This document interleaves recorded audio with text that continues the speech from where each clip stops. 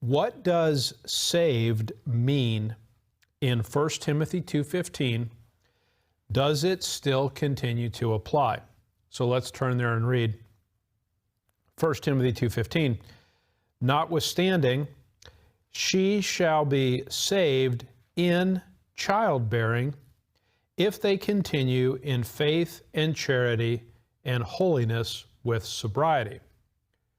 1 Timothy 2:15 is a verse that often confuses people because it talks about being saved in childbearing. So the first thing we want to do to understand this verse is we need to understand some things about how the Bible uses the word saved. Get with me Ephesians chapter 2, verse 8. Ephesians chapter 2, verse 8. Ephesians 2:8 uses the word saved in the way that we are most familiar with and that we typically expect in the Scriptures. Ephesians 2:8. For by grace are ye saved through faith, and that not of yourselves. It is the gift of God, not of works, lest any man should boast. The salvation in Ephesians 2:8 is clearly the salvation from God's wrath, from the penalty of your sin, salvation from the lake of fire. Get with me James chapter 1 and verse 21. James chapter 1 and verse 21. James chapter 1, verse 21. Wherefore, lay apart all filthiness and superfluity of naughtiness, and receive with meekness the engrafted word, which is able to save your souls. So James 1 uses saved again in the sense of the salvation of a soul from the penalty of sin. Salvation from God's wrath, salvation from the lake of fire. Get with me Exodus chapter 1, verse 17. Exodus chapter 1 and verse 17.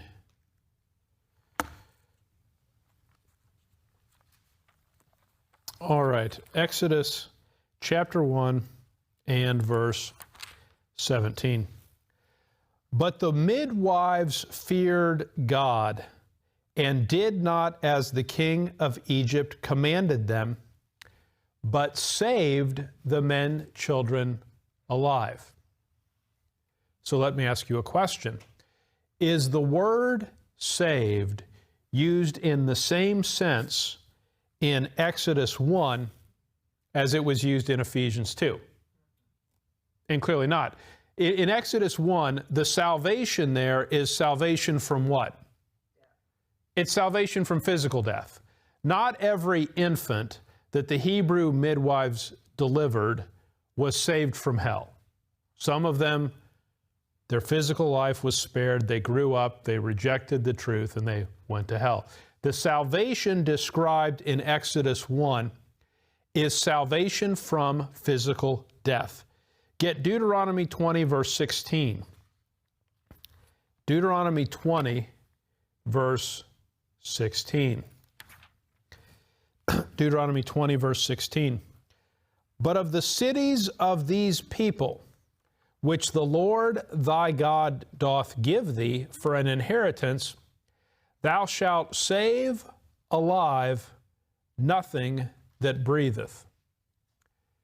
Now, what you've seen there in Exodus 1 and Deuteronomy chapter 20, that salvation is salvation from physical death. It's not the salvation of the soul from hell. Get 1 Samuel 9, verse 16. Obviously, what we're seeing here is that the word saved can be used in the Scripture in different senses. 1 Samuel 9, 16. Tomorrow, about this time, I will send thee a man out of the land of Benjamin, and thou shalt anoint him to be captain over my people Israel, that he may save my people out of the hand of the Philistines. for I have looked upon my people because their cry has come unto me. What's the salvation in 1 Samuel 9? It's a deliverance from your enemies. Look with me at 1 Samuel 23, verse 2.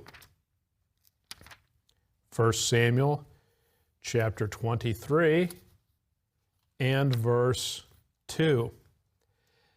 Therefore David inquired of the Lord, saying, Shall I go and smite these Philistines? And the Lord said unto David, Go and smite the Philistines and save Keilah. He's going to save that city from destruction. So what have we seen so far? Well, salvation can refer to the salvation of a soul from the penalty of sin. Ephesians 2, James 1. Salvation can also mean the salvation of physical life. We saw that in Exodus 1 and Deuteronomy chapter 20. Salvation can also refer to deliverance from your enemies. So obviously there are different kinds of salvation in the Scriptures. With that as context, go back with me to 1 Samuel chapter 2, verse 15. This is the verse that the question was about. So 1 Timothy chapter 2 and verse 15. Notwithstanding, she shall be saved in childbearing. Well, is the salvation in that verse salvation from hell? Is that the way that it works? So that if you're a woman and you give birth, now you're saved from hell? It doesn't work that way. Is it necessary if you're a woman, in order for you to be saved from hell, do you have to have a child? Does it work that way? It doesn't work that way. Obviously, in 1 Timothy 2, the salvation is not the salvation of the soul from hell. It's illogical. It doesn't make any sense. So what then is the salvation referring to? Well, I'm going to show you an advanced trick. We're going to read the prior verse. 1 Samuel, I keep doing that. 1 Timothy chapter 2, verse 14. And Adam was not deceived, but the woman being deceived was in the transgression. Well, as you come to verse 15, what is there a need for salvation from? It's a need for salvation from deception. That's what 1 Timothy 2:15 is talking about. It's not salvation from hell. It's not salvation from the penalty of sin. It's salvation from deception. So now read verse 15. Notwithstanding, she shall be saved in childbearing if they continue in faith and charity and holiness with sobriety. The idea of what 1 Timothy 2 verses 14 and 15 is saying is that it's giving instructions for how to be saved from deception, and it's for the man and the woman to continue in their God-ordained roles in faith and charity and holiness with sobriety. If you do that, you'll be saved. You'll be delivered from deception. So does that verse continue to apply today?